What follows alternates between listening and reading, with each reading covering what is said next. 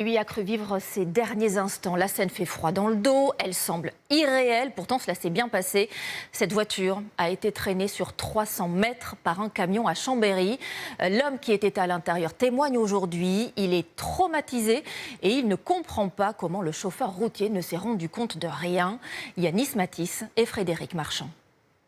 C'est une scène que l'on pourrait croire sortie d'un film.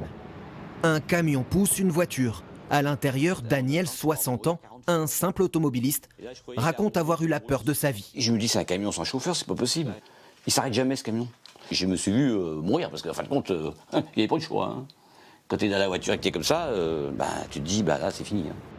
Il y a quelques jours, l'homme s'engage sur la voie rapide urbaine de Chambéry. Dans ce tunnel, il roule sur la voie de droite à 80 km/h lorsqu'il est percuté à l'arrière par ce camion-citerne et traîné sur plus de 300 mètres. J'ai senti qu'il m'a déséquilibré, mais j'ai pas senti un choc violent. Je tourne la tête et je vois que j'étais contre un camion. On peut pas conduire un camion, regarder la route en ayant un rétroviseur devant et avec ce bruit qu'il y avait, bruit de ferraille tout le long, et pas s'arrêter. Les pneus de sa voiture éclatent.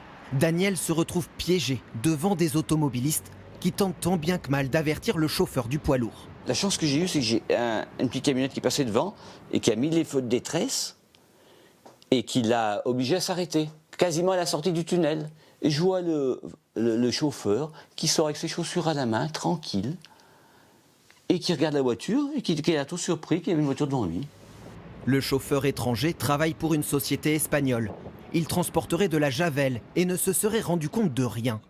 Les dépistages de stupéfiants et d'alcool sont revenus négatifs. C'est quand même pas normal qu'on me traîne pendant 300 mètres sous un tunnel contre un camion et puis qu'il s'en aille comme si de rien n'était. Les deux conducteurs ont seulement rempli un constat, comme un banal accident de la route. Daniel se dit traumatisé. Le chauffeur du poids lourd, lui, a poursuivi son trajet.